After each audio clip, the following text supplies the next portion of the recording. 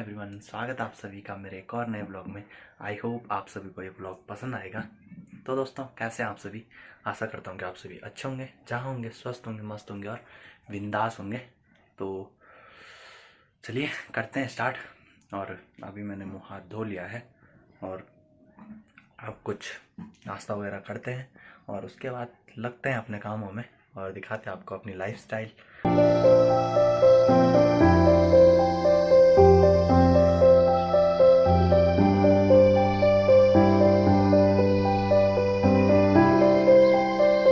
तो चलिए दोस्तों, नाश्ता नुश्ता हो गया है और एक चीज़ हम भूल रहे हैं, ब्लॉग की शुरुआत करना।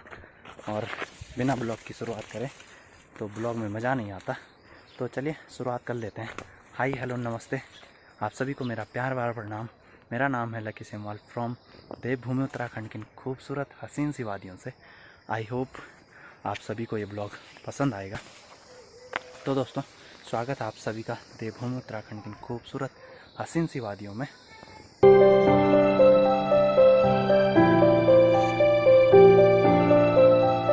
तो चलिए दोस्तों, शुरू करते हैं ब्लॉग। और ब्लॉग के साथ काम भी ज़रूरी है और काम के साथ ब्लॉग भी ज़रूरी है। तो आज मुझे जो झंगोरा है उसे जो है चौक में डालना है।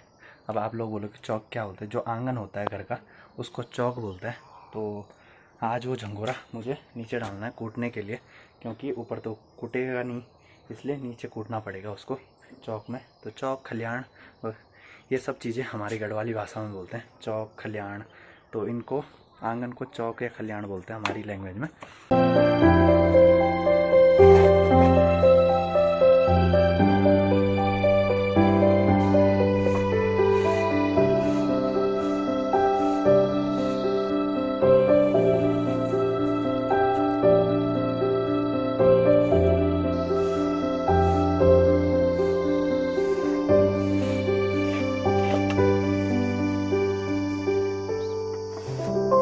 तो गाइस, मैंने झंगोरा भी डाला और आसमान में बादल भी आ गए।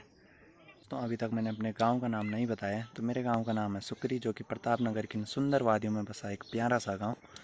और यहाँ पर देख सकते हो आप, यहाँ पर कुछ लोग सट्टी काट रहे हैं। और ये जो यहाँ पर आपको दिख रहा है, ये हमारे गांव का मंदिर है, माता रानी का। और ये जो आपको सामने ये चोटी दिख रही है, ये प्रताप नगर का इलाका है, वहाँ प्रताप नगर है। तो प्रताप नगर पर एक ब्लॉग ज़रूर लेकर आऊँगा। प्रताप नगर की कुछ अपने आप में एक अलग ही कहानी है।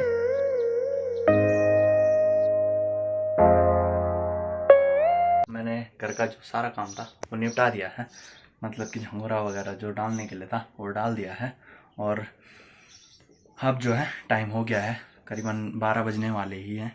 तो अब खाना बना लेते हैं। और आज बनाने वाला हूँ मैं थेचवानी और भात, राइस, जिसको आपकी भाषा में कहते हैं, हमारी भाषा में तो अगर आप कहीं बाहर से देख रहे हो तो बाहर के लोग नहीं समझेंगे, जो लोग गढ़वाल से देख रहे हैं वो लोग भात समझ जाएंगे कि भात किसको कहते हैं। तो बनाते हैं भात और थेचवानी।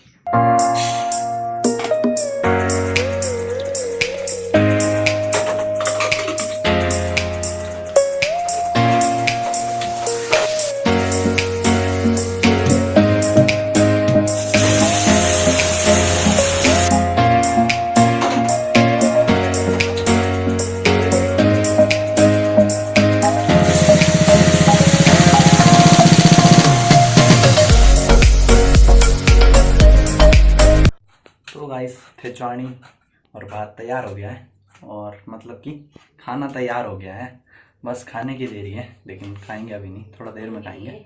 और फिर उसके बाद कूटेंगे उसको, झंगोरे को। और आसमान भी खराब होने लग गया है।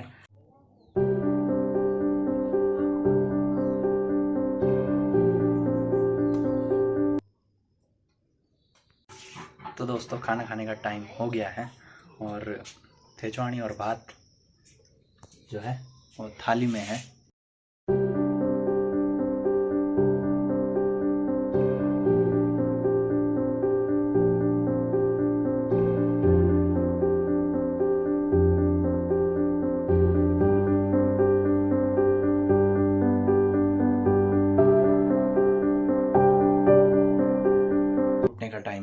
मतलब कि खाना खुना खा लिया, थोड़ी देर आराम भी कर लिया है और अब इसको कूटते हैं झंगोरे को और दिखाते हैं आपको कैसे हम कूटते हैं और किस चीज़ से हम कूटते हैं। तो पूरे 6 महीने की मेहनत है और देखते हैं कितना निकलता है। यह है थाता, इसको हमारी लैंग्वेज में थाता बोलते हैं और इससे ही हम झंगोरा वगैरह कोदा वगैरह जो है इन सब चीज़ों को कूटते हैं।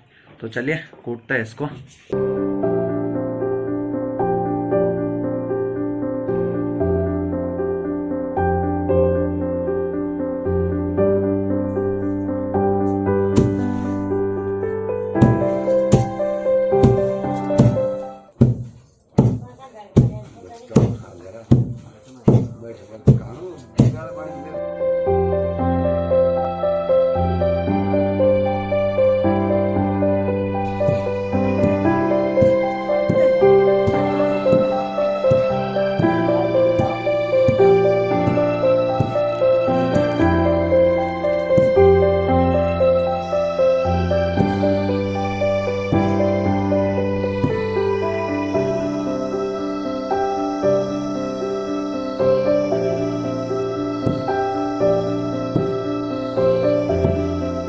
इसको कूटने में बहुत ज़्यादा जो है आफत आ रही है और ये मोटा वाला है, इसको कूटने में ज़्यादा आती है क्योंकि इसमें जो इसका छिगल होता है वो ज़्यादा मोटा होता है, जिसकी वजह से ना इसको कूटने में थोड़ा दिक्कत होती है। अगर पहाड़ में रहना है तो मेहनत तो करनी पड़ती है और तभी तो कहते हैं पहाड़ में जो भी काम होता है बिना मेहनत के नहीं होता।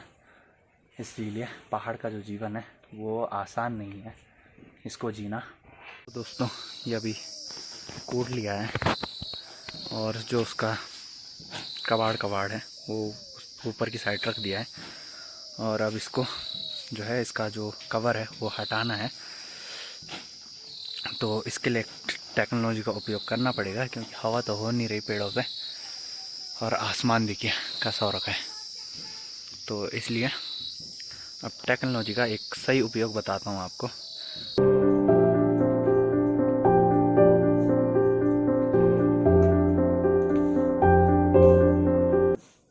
तो दोस्तों आप सोच रहे होंगे कि मैं पंखा क्यों लगा रहा हूँ, अपने लिए लगा रहा हूँ क्या? जी नहीं, अपने लिए नहीं लगा रहा हूँ, जो इसका जो कवर है उसको हटाने के लिए लगा रहा हूँ। तो पहाड़ों में ये भी चलता है। तो दोस्तों ये पंखे का थोड़ा एक अलग ढंग से प्रयोग हो रहा है यहाँ पर, क्योंकि हवा तो हो नहीं रही है और इसको हटाने के लिए हवा ज़रूरी है। तो इसलिए पंखे की हवा से काम चलाना पड़ रहा है और सही भी है, जल्दी भी हो जाता है। चलिए बातें तो बहुत हो गई, लेकिन अभी मेरे को इसको छानना है। तो यहाँ पर मैं साफ़ करता हूँ और फिर इसको छानते हैं और इसका जो बीज है वो निकालते हैं।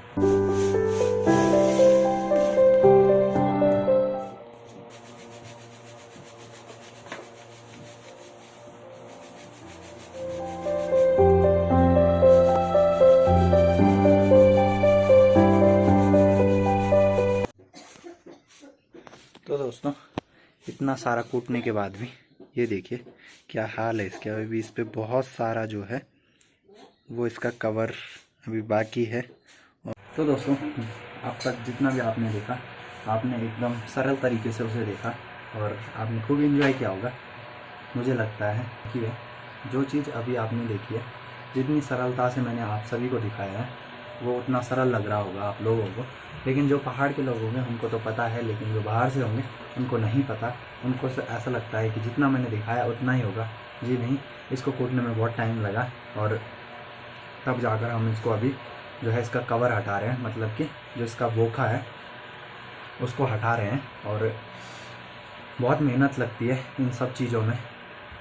जो पहाड़ की खेती है, वो पहाड़ों में जो खेती करना है ना, वो आसान नहीं होता, क्योंकि जो ये झंगोरा है इसमें इतनी ज़्यादा मेहनत लगती है, इतनी ज़्यादा मेहनत लगती है कि बताऊं क्या। क्योंकि जब इसको पहले देखिए हल लगाना पड़ता है, 2 बार हल लगाओ, फिर उसके बाद जब ये जम जाता है तो इसको फिर इसकी निराई गुड़ाई, फिर इसको लाना ढवाना मतलब कि जब सही से लगाते हैं इसको खेतों में, जब ये गड़बड़ कहीं पर जमा रहता है कहीं पर नहीं जमा रहता तो इसको हिसाब से लगाना पड़ता है। तो बहुत ज़्यादा मेहनत लगती है, 2-3 बार ऐसा करना पड़ता है और फिर जाके ये फसल तैयार होती है। और तब इसको खेतों से घर लेकर आओ, काट करके फिर सुखाने डालो, बारिश हो गई तो भीग गया, फिर बहुत सारी परेशानियां होती हैं और तब जाके ये सारी चीज़ें होती हैं और बाद में निकलता क्या है, 6 महीने की पूरी मेहनत सिर्फ एक कट्टे में समा कर रह जाती है और अगर जानवर उसे कुछ नुकसान ना पहुंचाए।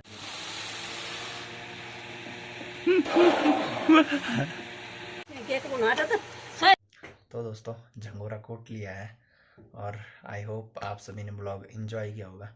और देखिए हाथों का हाल क्या हो गया है भाई, खतरनाक हो गया हाथों का हाल, और कर भी क्या सकते हैं, लेकिन कोई नहीं, मेहनत जारी है और मेहनत करना ज़रूरी है।